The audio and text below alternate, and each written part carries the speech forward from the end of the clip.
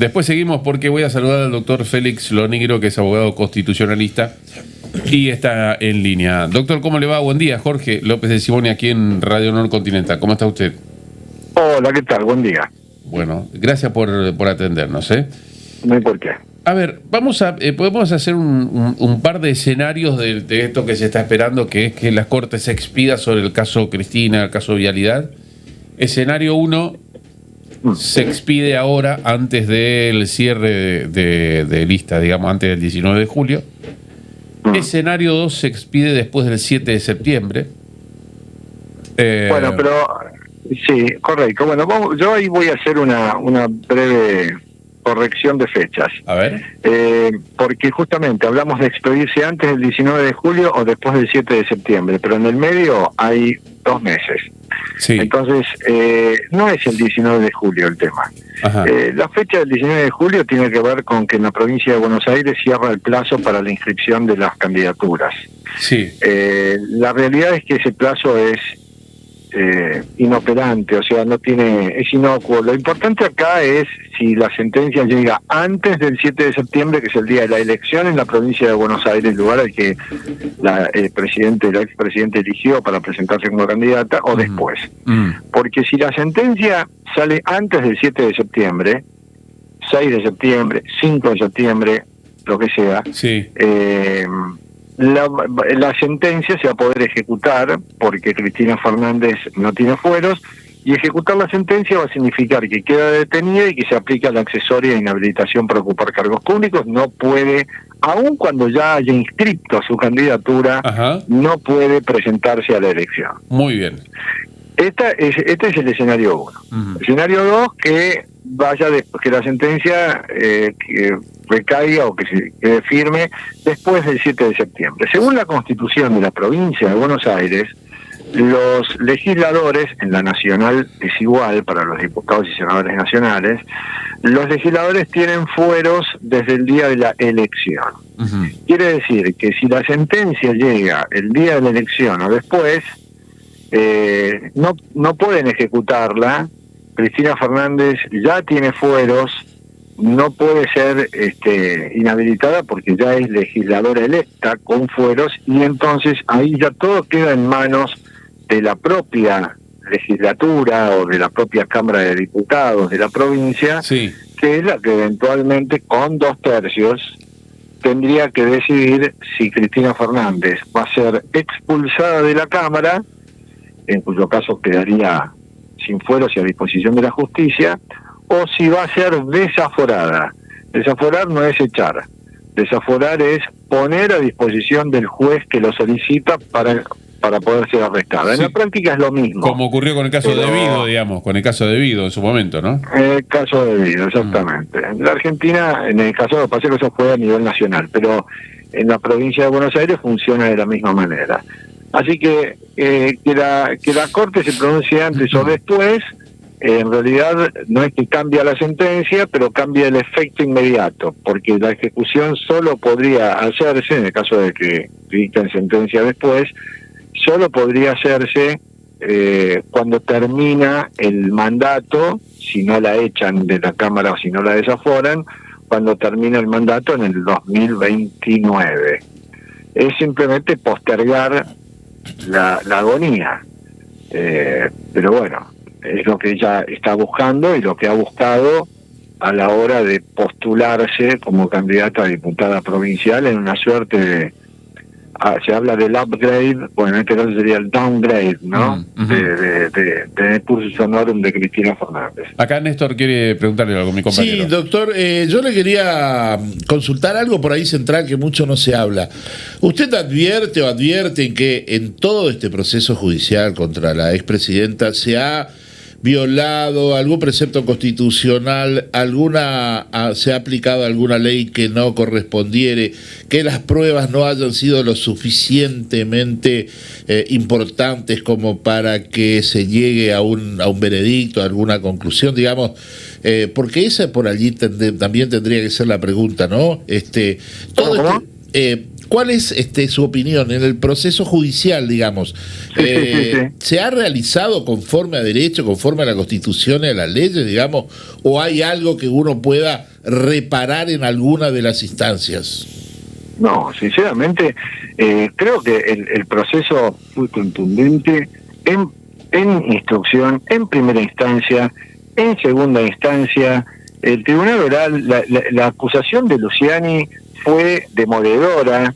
La producción de las pruebas en el marco de una justicia inferior cuyos jueces fueron en muchos casos nombrados por el mismo kirchnerismo, porque ahora todos hablamos de que la Corte es la que condena, la que inhabilita. La Corte no condena ni inhabilita. La Corte lo único que hace es ratificar, dejar firme una condena que no impuso ella, sino juzgados inferiores en el marco de un proceso probatorio en el que se aseguraron todas las garantías, el derecho de defensa, la producción de las pruebas, la concesión de los recursos que ahora están en manos de la Corte Suprema. Yo sinceramente no me parece que ha sido un proceso que no cabe en dudas acerca de la culpabilidad de Cristina Fernández y de varios de los imputados. Claro. Porque yo había escuchado, o por lo menos escuchó durante estos años, digamos, que la producción de la prueba, que estuvo básicamente a cargo de Javier Iguacel cuando estaba al frente de Vialidad, digamos, no tenía por allí la fuerza o la contundencia como para demostrar los hechos que se le adjudicaban a la expresidenta. Sí, bueno, obviamente que esa teoría, y no solamente la escuchamos en su momento, sino que la vamos a seguir escuchando de manos de aquellos que creen que todo esto es lawfare, persecución, proscripción, y bueno, todos esos términos que usa el kirchnerismo de un modo muy discrecional, incluyendo ahora el término dignidad también, pero bueno, ese coro, ese discurso, ese coro y ese relato lo venimos escuchando desde hace rato y lo vamos a seguir escuchando. Claro. Esto es inevitable, ¿no? Doctor, no sé si pudo ver el programa de Carlos Pañi de anoche. En un párrafo, la nota se reproduce hoy en La Nación, dice lo siguiente: hay un antecedente por el cual una autoridad judicial puede rechazar una candidatura. Está vinculado con los jueces Santiago Corcuera y Alberto Dallavía, magistrados de la Cámara Nacional Electoral, que en su momento en la provincia de Corrientes plantearon la prohibición de que Raúl Romero Feris, que había sido gobernador, se volviera a presentar porque estaba preso. ¿Cuál fue el argumento de los jueces? Al estar condenado carecía de idoneidad, no podía ser candidato a administrar fondos públicos. El tema llegó a la Corte y los integrantes del máximo tribunal no se pronunciaron al respecto. Fue como una especie de antecedente borroso de ficha limpia. 2 condenas, no puede ser candidato. La Corte corrige ese criterio en el caso Menem. El expresidente estaba en la misma situación. En ese momento la Corte razonó que hasta que no tenga 2 condenas firmes y se haya agotado todo el proceso, es decir, hasta que no falle la Corte en esta causa, puede presentarse. Sí. Bueno, en este caso, yo recuerdo que, por eso cuando usted me dice, a partir del 7 de septiembre ya queda con fueros, yo recuerdo que, y estas son las vueltas de la vida, le decía hoy a mis compañeros, ¿no? Fue Cristina Fernández que se paró en su momento y alegó que no podía asumir el senador Romero Feris, que fue votado por la ciudadanía correntina por la mayoría como senador, y ella dijo que no podía asumir por indignidad moral, y finalmente Romero Feris no asumió. Es decir que antes de la asunción del 10... Claro, exactamente. O karma, le diría alguno, ¿no? Digo, la pueden elegir el 7 de septiembre, pero todavía tiene que asumir el 10. Y probablemente se consiga un número para el 10 para que ella ni siquiera pueda llegar a asumir por estas mismas condiciones que ella enarboló en su momento, ¿no? Bueno, sí, exactamente. Digamos, es que en este caso lo que va a pasar, si ella se presenta como candidata y la única manera de que pueda presentarse como candidata es que la Corte no se pronuncie. Si ella se presenta como candidata y adquiere fueros, bueno, después la asunción va a ser inevitable. porque justamente no hay justicia alguna que por más que se haya expedido, no hay justicia alguna que se lo pueda impedir, precisamente por esos fueros. Que ahí la pelota pasa al ámbito de la legislatura, en este caso de la provincia de Buenos Aires. Los fueros no le van a borrar la pena, los fueros no la van a dejar libre de por vida. Los fueros la van a proteger mientras sea legisladora. Claro. Y la condena después se le va a cumplir y no va a poder ser reelecta en el año 2029 porque ya con una condena firme no puede presentarse como candidata. Entonces, bueno, lo que acá, lo notable es que acá tenemos un doble conforme. Ya ahora hay un doble conforme sin el pronunciamiento de la Corte, claro. Y en un eventual caso de una ficha limpia, lo que se exigiría, ¿no? Cada ficha limpia tiene sus particularidades, pero en general la ficha limpia consiste en decidir que una persona que aún sin sentencia firme tiene 2 condenas, es decir, el doble conforme, no puede ser candidato. En Argentina eso no existe a nivel nacional, tampoco en la provincia de Buenos Aires, sí en la provincia de Mendoza y en alguna otra, y por eso es que Cristina Fernández hoy, en este momento, está en condiciones de ser candidata a pesar de tener un doble conforme. Ok, la última, doctor, y le agradezco mucho su tiempo.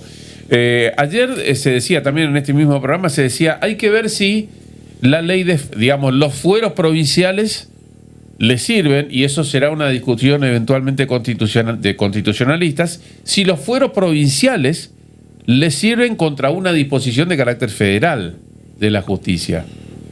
No, sí, porque ella, a ver, una condena la inhabilita para ser candidata a nivel nacional y a nivel provincial, eso es cierto.